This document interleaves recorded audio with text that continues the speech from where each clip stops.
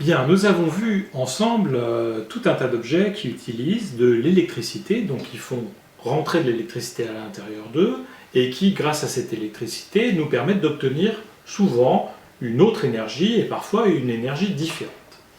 Maintenant, on va s'intéresser donc à des objets qui utilisent une autre forme d'énergie que l'électricité, et en particulier l'énergie chimique.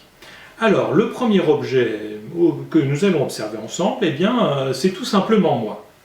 Et quelle forme d'énergie chimique moi j'utilise pour fonctionner? Eh bien, des aliments.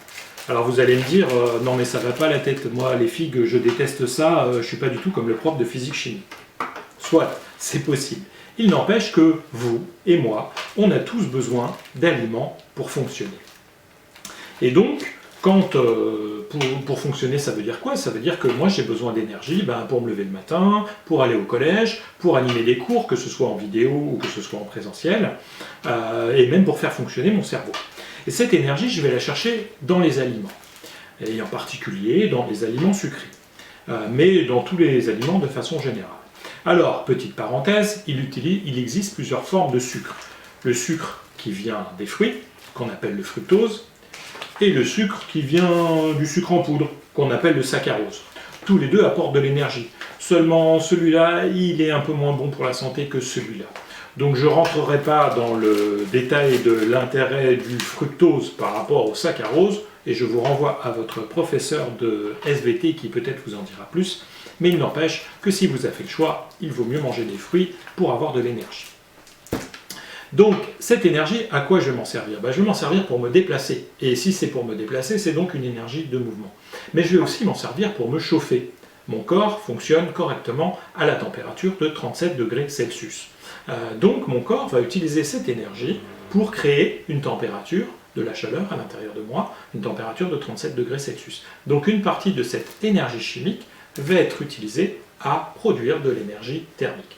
Donc l'énergie qui rentre dans mon corps, c'est bien de l'énergie chimique, et au cours de la digestion, je vais récupérer un certain nombre de choses qui, un peu plus loin dans mon corps, vont me permettre d'obtenir soit de l'énergie de mouvement, pour me déplacer, soit de l'énergie thermique. Voilà pour le corps humain et les aliments, et donc l'énergie chimique qui peut être extraite des aliments pour faire fonctionner le corps humain. Alors il y a une autre énergie chimique qui est extraite de ce qui n'est pas un aliment, mais de ce qui est un produit relativement naturel, qui est entre autres le pétrole. Alors le pétrole, on peut dire pour simplifier que c'est à peu près de la même famille que ce liquide qu'on va trouver à l'intérieur de nos briquets ou de nos allumes-gaz. Alors un allume-gaz, pour ceux qui n'en ont jamais manipulé, c'est une petite cartouche de liquide, en général c'est du butane, qui va permettre de produire une flamme comme ceci. Comme cela.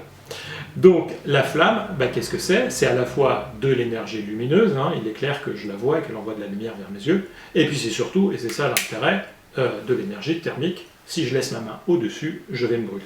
D'accord? Donc grâce à une réaction chimique, un peu comme celle qu'il y a dans l'estomac, avec les aliments, on utilise l'énergie chimique qui se trouve dans le butane, ainsi que l'énergie chimique qui se trouve dans le dioxygène autour de nous, pour réaliser une réaction chimique qui va nous permettre d'obtenir de l'énergie thermique et de l'énergie de lumière. C'est exactement la même chose avec les allumettes, où cette fois-ci, on va utiliser l'énergie chimique qui se trouve dans le bois, ainsi que l'énergie chimique qui se trouve dans le dioxygène autour de nous, pour faire une réaction de combustion, donc qui est une réaction chimique, au cours de laquelle on va produire de l'énergie thermique et de l'énergie lumineuse. Et donc, le pétrole, qui est de la même famille que le butane, et dont on parle beaucoup, nous sert à fabriquer, entre autres, de la chaleur, qui va donc une forme d'énergie thermique, qui va être utilisée dans les centrales à pétrole, de la même façon que le charbon, qui est un dérivé du bois, va nous servir, lui aussi, à récupérer de l'énergie thermique. Tout ça, ça nous amène à notre voiture. Tout à l'heure, nous avons parlé de la voiture électrique. Imaginons que celle-ci soit non plus une voiture électrique, mais les anciennes voitures. Donc les anciennes voitures, qu'est-ce qu'on met à l'intérieur? On met de l'essence, qui est de la même famille que du butane. ou du gasoil, qui est lui aussi de la même famille que le butane. Et donc à l'intérieur du réservoir de la voiture, on met ce liquide qui va brûler, d'accord, et au cours de cette combustion, de cette même mini-explosion, on va récupérer de l'énergie de mouvement, parce que cette explosion va faire bouger des pièces à l'intérieur du moteur, et cette énergie de mouvement va servir à nouveau à faire tourner les roues.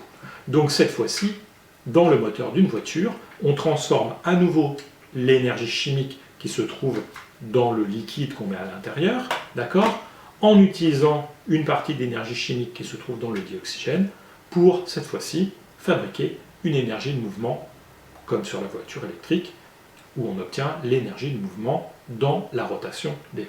D'accord? Donc en fait, ce qu'on peut observer, c'est que finalement, dans les objets modernes du quotidien, on utilise souvent de l'énergie électrique, et dans les objets un peu plus anciens, on utilise souvent de l'énergie chimique. Pour finir avec l'énergie chimique, on va s'intéresser 2 petites secondes à cet objet qu'on a vu rapidement. Donc cet objet, c'est une pile, d'accord? Ici, en l'occurrence, on en a 2. Et ces piles, qu'est-ce qu'elles nous donnent? Elles nous donnent de l'électricité, donc de l'énergie électrique. Alors, quand on ne parle pas de piles rechargeables, quand on s'intéresse aux piles anciennes, on peut se demander d'où vient l'énergie qui sort de la pile. Eh bien, effectivement, cette pile, on ne l'alimente pas. L'énergie chimique est déjà à l'intérieur. Alors, ce n'est pas du tout visuel, hein, si vous découpez une pile, ne le faites pas ou demandez à quelqu'un de le faire, vous serez assez déçu. Le résultat, c'est qu'on se trouve avec 2 morceaux de pile et un liquide noir qui coule de la pile. Bref, on ne peut pas en faire grand-chose et pas observer grand-chose. Il n'empêche qu'à l'intérieur de la pile, il y a bien des produits chimiques qui font une réaction chimique en permanence, et cette réaction chimique en permanence nous permet d'obtenir une autre forme d'énergie qui est l'énergie électrique. On a bien utilisation d'une énergie chimique pour produire de l'énergie électrique. Et maintenant, si on s'intéresse à quelque chose d'un peu plus sophistiqué, on peut s'intéresser aux piles rechargeables. Ça, c'est un chargeur de piles. Donc la pile rechargeable, eh bien, qu'est-ce qu'elle fait? Elle utilise de l'électricité qu'on met à l'intérieur de la pile, elle la stocke sous forme d'énergie chimique. Et puis quand on a besoin de faire fonctionner la pile, elle nous donne de l'électricité. D'accord? Donc le chargeur de pile, lui, il prend de l'électricité à l'extérieur et il la sort dans les piles. Et la pile, elle fait rentrer de l'électricité, elle la stocke sous forme d'énergie chimique, mais ce qui ressort, c'est aussi de l'électricité. Donc finalement, l'énergie utilisée, c'est de l'électricité, et l'énergie donnée, l'énergie partagée, l'énergie que nous, on va utiliser derrière, c'est de l'énergie électrique. Avec ça, on a fait le tour d'un certain nombre d'objets de votre quotidien qui n'utilisent pas l'énergie électrique, sauf la pile rechargeable, mais qui utilisent plutôt de l'énergie chimique. Alors maintenant, la question qu'on pourrait se poser, c'est comment est-ce qu'on fait pour obtenir toute cette énergie électrique qui va nous être utile là, là, ici, bref, dans tous les objets modernes de notre vie moderne? Eh bien, à nouveau, il va falloir à un moment donné prendre de l'énergie pour fabriquer de l'énergie électrique. Alors, ce n'est pas avec des objets du quotidien que ça se fait, c'est avec des objets qu'on appelle des centrales de façon générale, ou des objets un peu sophistiqués qui ne sont pas à la portée de façon générale du quotidien, ni chez nous, ni chez eux. Malgré tout, il y en a un que je peux vous montrer. Toujours concernant la possibilité de fabriquer de l'énergie électrique à partir d'une autre forme d'énergie, eh bien nous avons le cas des panneaux photovoltaïques. Alors ça, par exemple, c'est une lampe torche de poche qui, sur sa façade, possède des panneaux photovoltaïques. Donc si on la laisse suffisamment longtemps éclairée par la lumière du soleil, elle va stocker à l'intérieur, puisqu'il y a une petite batterie, de l'énergie qu'elle a récupérée grâce à l'énergie lumineuse du soleil, qui pourra être utilisée pour produire à nouveau de l'énergie lumineuse au moment où on en aura besoin. Ce qui est assez intéressant avec cette petite lampe torche, c'est qu'elle fonctionne même quand on n'a pas de soleil. D'abord parce qu'elle peut stocker un peu d'énergie, et puis quand on a vidé la batterie de cette petite lampe torche, il y a une petite poignée sur le côté qui permet d'utiliser de l'énergie de mouvement pour fabriquer de la lumière, et donc on voit qu'on peut directement, à nouveau, sans utiliser de pile, puisqu'il n'y a aucune pile à l'intérieur, fabriquer de l'énergie lumineuse à partir d'une autre forme d'énergie. Donc les panneaux photovoltaïques, ce sont des petites choses comme ça. Bien sûr, quand on veut produire beaucoup d'électricité, il faut en couvrir de très grandes surfaces, comme sur le toit d'une maison. Donc ce qu'on vient de voir, en fait, c'est un panneau photovoltaïque qui va utiliser la lumière qui nous vient du soleil, d'accord, donc de l'énergie lumineuse, pour fabriquer de l'électricité. D'accord. De la même façon, il existe des panneaux thermiques, où cette fois-ci, on va utiliser de la chaleur, en général de la chaleur qui nous est apportée par le soleil, pour produire une énergie électrique, même si ce n'est pas un mode de production d'énergie assez courant. L'autre point, c'est finalement la grande sœur du ventilateur.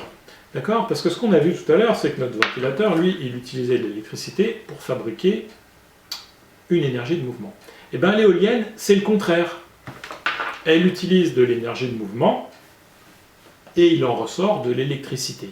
Et c'est là qu'il est important de bien comprendre la différence qu'il y a entre un ventilateur et une éolienne. Le ventilateur, il utilise l'électricité et il produit de l'énergie de mouvement. L'éolienne, elle profite du vent pour tourner, elle récupère une énergie de mouvement et grâce à cette énergie de mouvement, elle produit de l'électricité qu'on va appeler verte, puisqu'elle n'utilise pas un produit chimique qu'on a récupéré, entre autres, dans le sol de notre planète. Et enfin, on ne peut pas parler d'énergie électrique sans aborder le sujet des centrales nucléaires. Alors qu'est-ce que c'est une centrale nucléaire? Une centrale nucléaire, c'est à nouveau un objet, alors de très grande taille, en fait c'est grand comme une usine, dans lequel on va faire rentrer une énergie qui est de l'énergie nucléaire et dont il va sortir, pour l'utilisation des humains, comme vous, comme moi, de l'énergie électrique qui va être délivrée dans les prises de courant des maisons. Moyennant un certain nombre d'adaptations. Et donc cette énergie nucléaire, elle nous vient d'où? Elle nous vient à nouveau du sol de la planète, puisqu'on la récupère dans un minerai qui s'appelle de l'uranium.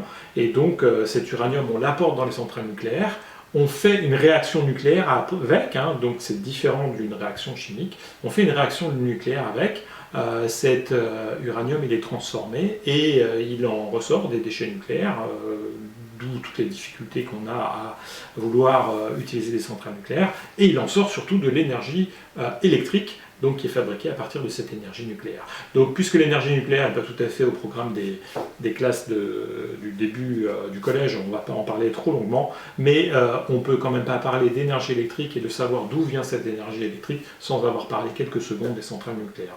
Donc voilà, c'est une autre façon d'obtenir de l'énergie électrique, en dehors du cas de l'énergie lumineuse qu'on obtient à partir des panneaux photovoltaïques. De l'énergie électrique est obtenue à partir de l'énergie de mouvement dans le cas des éoliennes.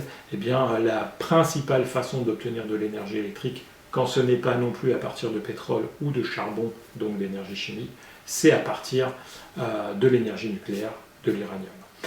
Voilà, j'espère que ces petites vidéos vous ont permis de bien revoir tout ce qu'étaient les formes d'énergie au programme du début du collège, à savoir l'énergie électrique, thermique, lumineuse, liée au mouvement, et la cinquième, l'énergie chimique, de bien comprendre comment fonctionnaient les objets du quotidien, à quel moment ils utilisent de l'énergie, à quel moment ils en donnent aux utilisateurs, à nous qui en avons besoin. Et puis vous trouverez en fin de vidéo un petit tableau qui récapitule tous les objets qu'on vient de citer. À chaque fois quelle est l'énergie qui est mise à l'intérieur de l'objet ou déjà à l'intérieur de l'objet, et quelle est l'énergie qui ressort, l'énergie donnée par l'objet qui peut être utilisée par les utilisateurs de cet objet. Ce petit tableau vous permettra d'avoir la synthèse de tout ce que je viens de vous dire pendant ces nombreuses minutes de vidéo. J'espère que tout cela a été très clair. Vous pouvez bien sûr commenter la vidéo, la liker pourquoi pas, et en tout cas moi je vous souhaite bonne continuation dans ce chapitre sur l'énergie que je trouve passionnant, et je vous dis à bientôt pour d'autres vidéos, et pourquoi pas, qui sait, en présentiel. Au revoir.